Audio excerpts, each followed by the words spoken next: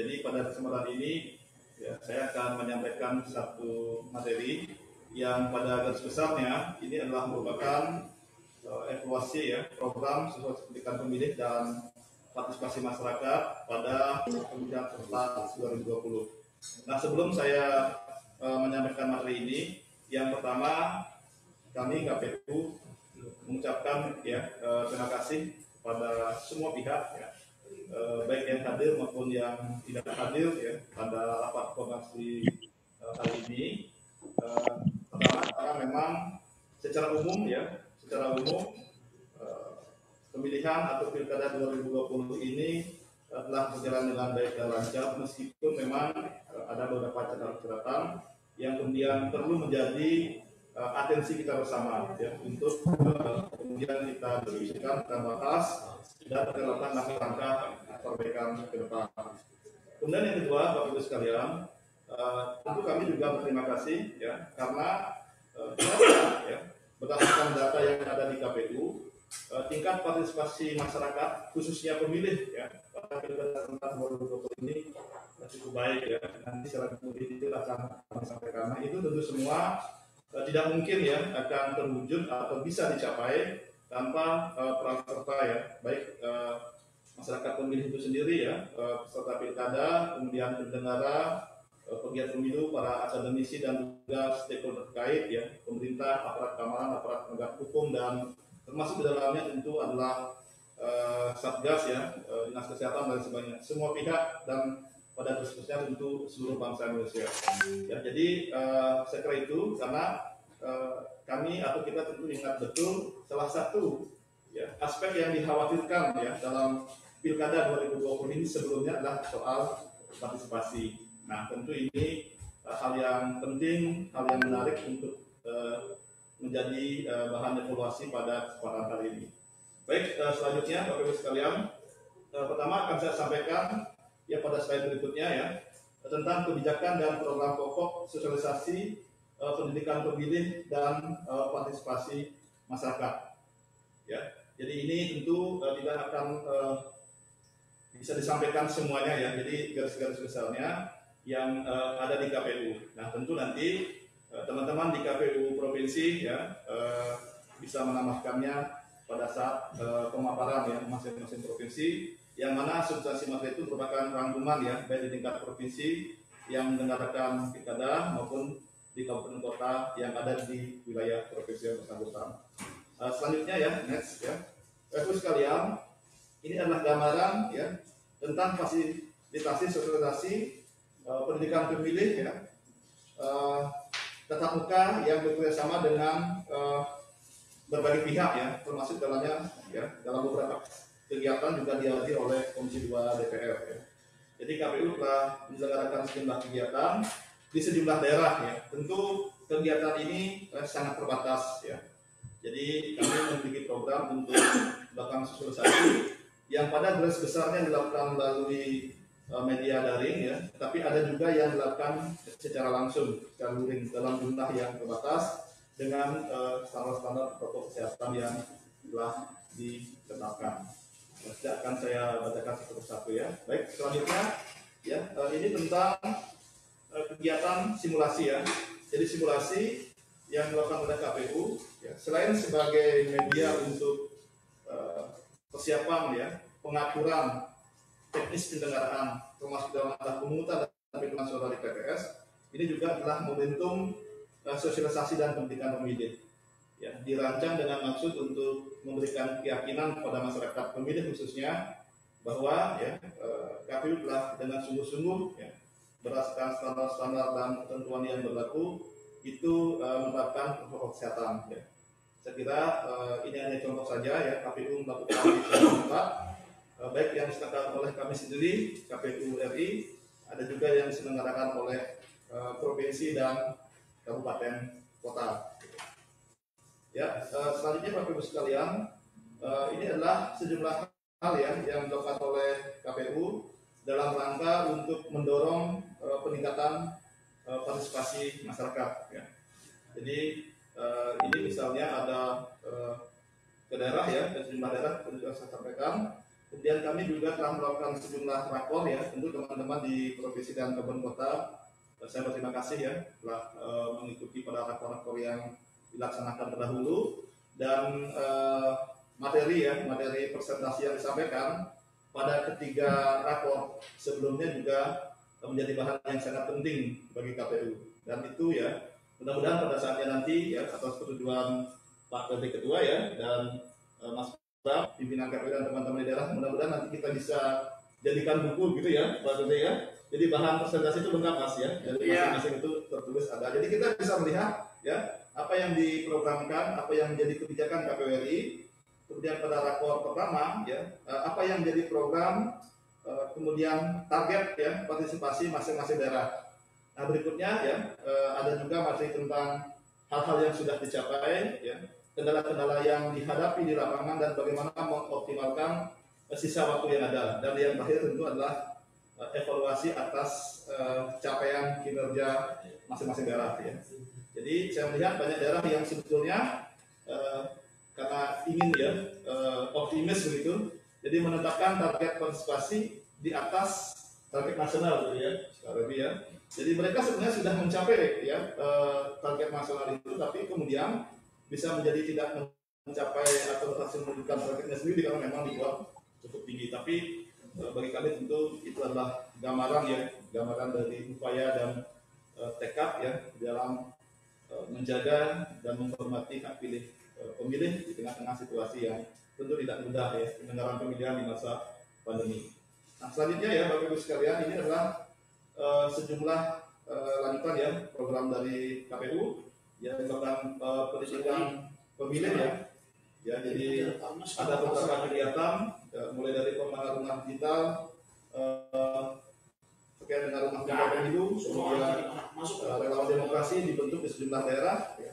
KPU juga menerbitkan sejumlah buku ya, itu dilakukan di pusat dan sejumlah daerah juga kita ketahui ada yang menerbitkan sejumlah buku terkait dengan informasi partisipasi masyarakat, kemudian program-program yang dilakukan di daerah. Demikian juga ada melakukan sejumlah inovasi ya, baik di pusat maupun daerah. Selanjutnya ya, pada slide berikutnya Bapak Ibu sekalian, jadi selain yang sudah disampaikan tadi, KPU juga melakukan sejumlah langkah di bidang regulasi ya.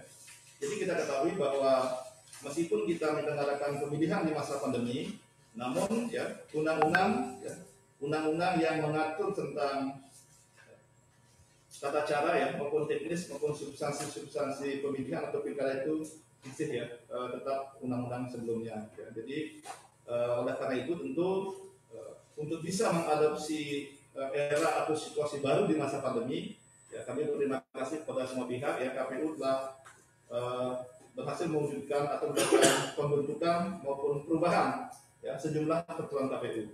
Jadi ini tentu tidak terlepas dari masukan ya Bapak Ibu sekalian yang sebagian diantaranya ya, dapat ditindaklanjuti, tetapi ada memang sejumlah substansi tertentu tidak bisa diatur dalam peraturan KPU karena memang dari segi tata cara atau ketentuan pembentukan peraturan perundang-undangan terhadap substansi tertentu itu tidak dimungkinkan untuk diatur di dalam peraturan KPU. Ya. Jadi ada 14 ya peraturan KPU dalam rangka pemilihan serentak lanjutan 2020. Ini tentu bisa menjadi bahan bagi kita ya, dalam rangka evaluasi maupun dalam rangka bagaimana kita menyiapkan kerangka hukum pemilu di masa depan ya. Dan mudah-mudahan tidak terjadi ya. Seandainya terjadi bencana alam sejenis ya, atau jika kemudian ada keputusan dalam undang-undang bahwa pilkada diselenggarakan sementara pada saat itu situasi pandemi belum berakhir. Tentu ini adalah satu pengalaman yang sangat berharga ya bagi kita semua dalam bagaimana merespon situasi yang ada di lapangan ya untuk dapat melaksanakan apa yang ditugas KPU sebagai penyelenggara pemilu atau pemilihan. Selanjutnya ya pada slide berikutnya kita bisa lihat KPU telah melakukan transformasi ya. Saya kira bukan hanya peserta pilkada ya, yang kemudian kita bersama-sama dorong untuk menyesuaikan format kampanye mereka. Tetapi kami di KPU ya, Bapak Ibu sekalian, kalau kita coba evaluasi berdasarkan catatan saya, jadi mohon nanti diralat kalau yang salah. Jadi kita ternyata begini Pak Robi, divisi sosialisasi pendidikan pemilihan dan farmasi ini ternyata memang tidak pernah melakukan atau belum pernah ya melakukan rapat koordinasi secara luring ya, secara tatap muka langsung. Mengapa belum ya? Karena memang situasi pandemi ini. Namun demikian ada sejumlah webinar series ya, ada rapat koordinasi yang dilakukan dengan sangat intensif ya, dan juga diikuti oleh seluruh daerah ya, yang kemudian dapat kita lihat ya di dalam slide ini ada sejumlah kegiatan ya yang pada prinsipnya merupakan tapi itu yang panas-panas yang enak di mana ya Pak Coy? Bagaimana upaya mendorong agar memang ya secara kultural terasa ada yang kurang ya, mudah-mudahan nanti pada saatnya meskipun secara terbatas kita bisa melakukan. Namun demikian yang menggembirakan bahwa metode koordinasi semacam ini ternyata bisa berjalan ya, dan juga saya lihat cukup efektif ya, terbukti dengan tingkat partisipasi yang secara umum ya boleh dikatakan cukup tinggi, meskipun ada sedikit kurang ya bila dibandingkan dengan angka yang telah ditetapkan. Namun demikian itu tentu hal yang luar biasa. Ya, selanjutnya ya Bapak Ibu sekalian, pada slide berikutnya strategi sosialisasi dan informasi pemilihan setelah 2020 melalui beberapa platform media ya. Jadi ini juga penting kan disampaikan. Jadi dorongan untuk mengoptimalkan pemanfaatan media sosial, kemudian media televisi dan radio dan media lainnya. Ya, jadi saya yakin bahwa dalam perkembangan penyelenggaraan pemilihan ke depan, ya, meskipun nanti ya mudah-mudahan ini bisa segera bahwa situasi pandemi ini berakhir, maka pemanfaatan sarana teknologi informasi, ya, media sosial dan media jaringan akan tetap ya berkembang. Namun demikian tentu ya aspek-aspek tatap muka langsung juga diperlukan. Nah, nanti bagaimana kita menginformasikan ke depan tentu akan disesuaikan dengan kebutuhan ya, kemudian juga situasi dan kondisi pada saat itu. Namun demikian kita tentu telah memiliki ya pengalaman sebagaimana yang sama-sama ya kita saksikan dalam Pilkada serentak 2020 ini. Nah, selanjutnya ya Bapak Ibu sekalian, ini juga masih dalam kerangka tadi ya. Jadi KPU juga melakukan update informasi dan sosialisasi melalui media sosial secara berkelanjutan ya. Jadi aktivitas atau kegiatan-kegiatan yang diselenggarakan oleh KPU ini juga telah disampaikan kepada publik ya melalui sejumlah media sosial yang ada begitu ya. Jadi ini tentu ada sejumlah kelebihan ya, bisa menyentuh berbagai pihak ya dalam skala yang luas, tidak terbatas, namun memang ada satu transisi kultural ya dari kebiasaan-kebiasaan lama kepada kebiasaan-kebiasaan baru yang memang harus kemudian kita evaluasi dan bisa tingkatkan ya di masa yang akan datang. Ya, selanjutnya Bapak sekalian, jadi KPU juga melakukan pengelolaan informasi publik terkait dengan pemiluan ya. Ini pada laman resmi KPU ya, jadi ada website KPU ya, kemudian ada JDIH, kemudian ada juga PPID, dan juga salah satu kemudian yang cukup penting adalah tentang bagaimana masyarakat ini bisa mengecek ya apakah sudah terdaftar atau belum di dalam lindungi hak pilihmu ya, jadi yang juga sudah sama-sama kita ketahui.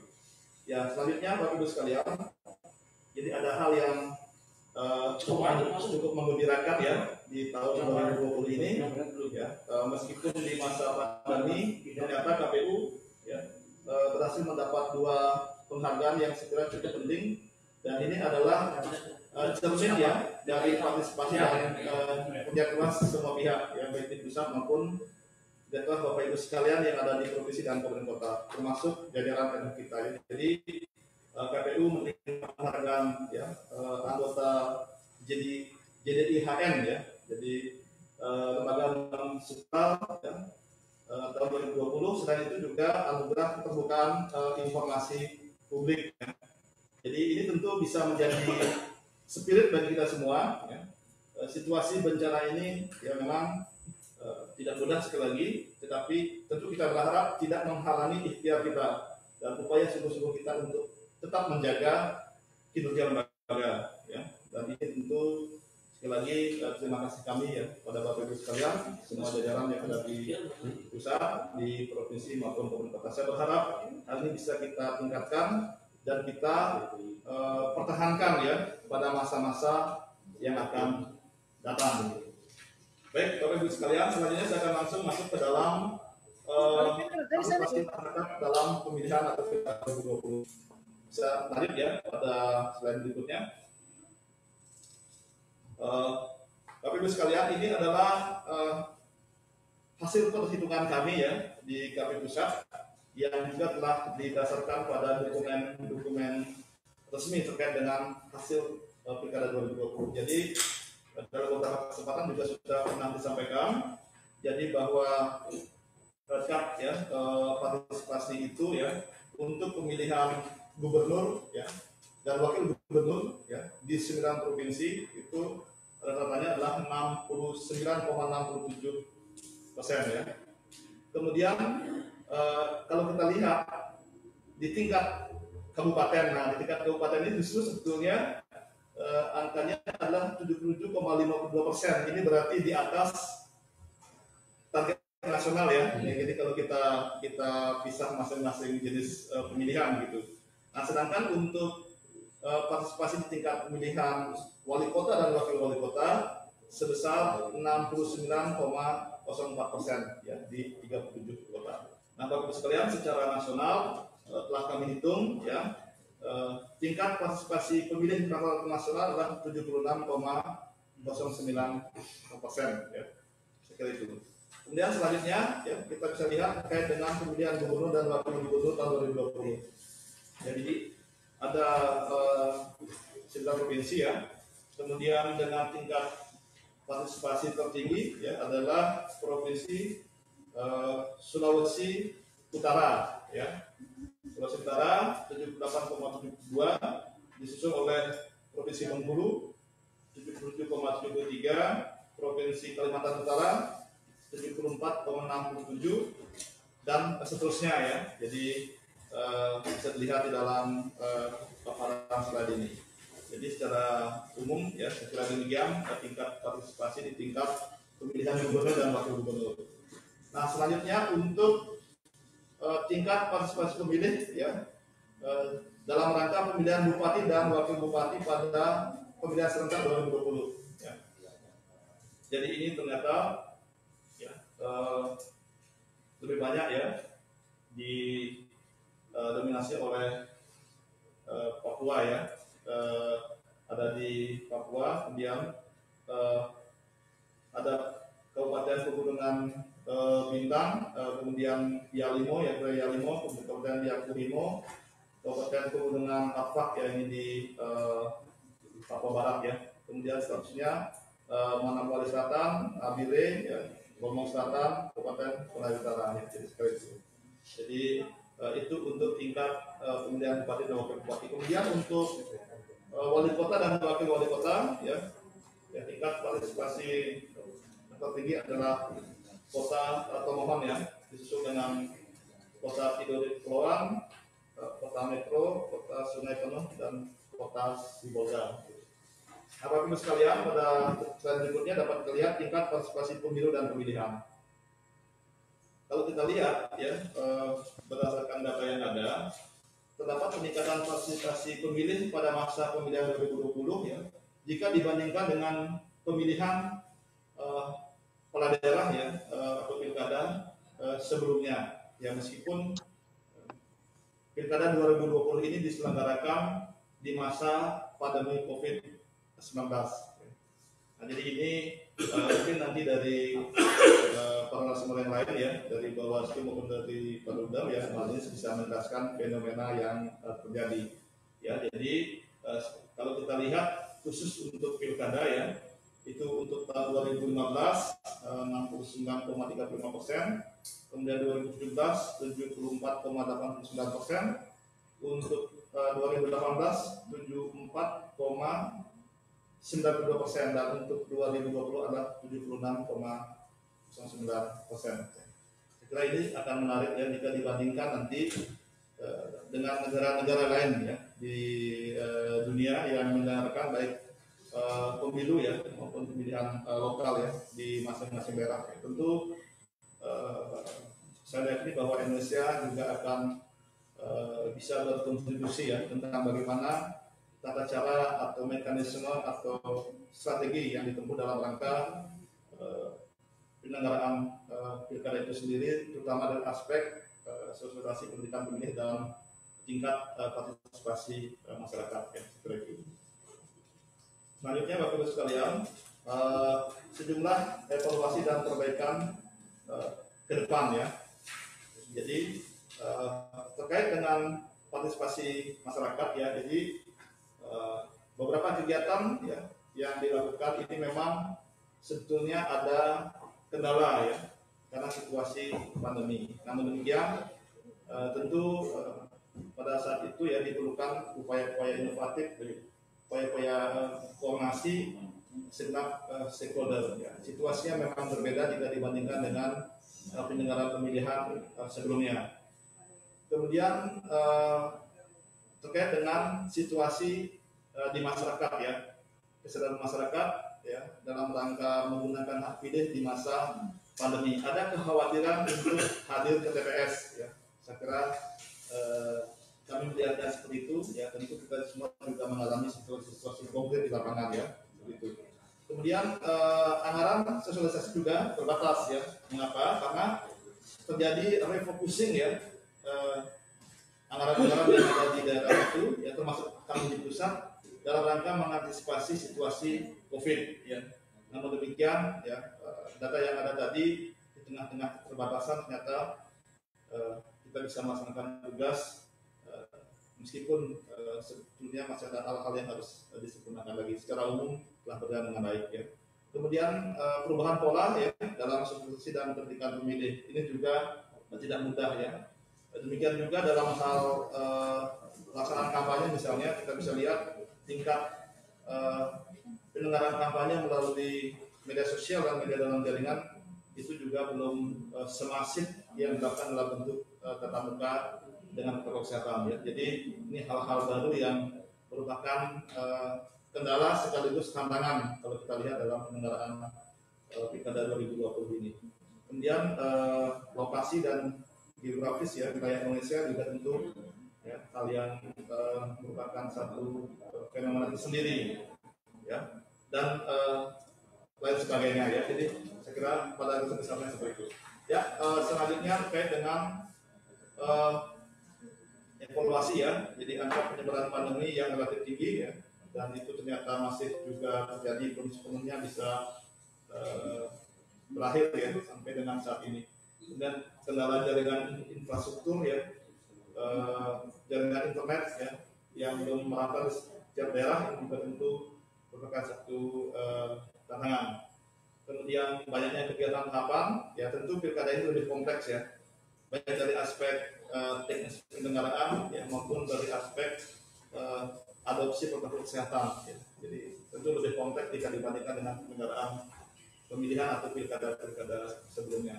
Demikian juga padatnya jadwal dan tahapan ya, di tengah-tengah situasi yang sebetulnya banyak yang belum kita pahami ya, karena situasi baru, hal-hal baru terjadi pada masa pandemi ini.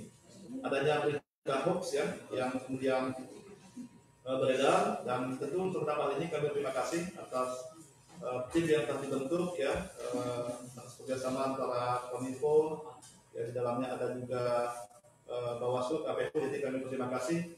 Jadi setiap hari diupdate informasi-informasi tentang siap beredar selama masa pilkada. Saya kira itu satu partisipasi yang sangat membantu kami di dalam bagaimana ya menyelenggarakan tahapan pilkada, khususnya dari aspek sosialisasi pendidikan pemilih, termasuk dalamnya adalah dalam mengelola tahapan penyelenggaraan kampanye gitu ya.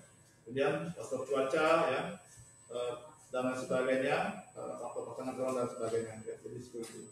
Nah selanjutnya Bapak Ibu sekalian, ke depan ya saya kira tentu perlu dilakukan upaya-upaya perbaikan. Mudah-mudahan dari rapat koordinasi evaluasi ini sekali lagi saya berharap betul ya kami mendapat masukan dari semua pihak yang hadir sehingga program-program sosialisasi dan pendidikan pemilih ke depan sebagaimana arahan Pak PLT Ketua tadi ya akan berjalan lebih baik. Jadi pada prinsipnya penyelenggara ya harus mempersiapkan diri ya apakah ya kalau kita berbicara ke depan pilkada itu tetap diselenggarakan tahun 2024 sebagaimana ketentuan Undang-Undang Nomor 10 tahun 2016 yang mana di dalam tahun tersebut juga akan ada pemilu nasional ya atau ada perubahan ya.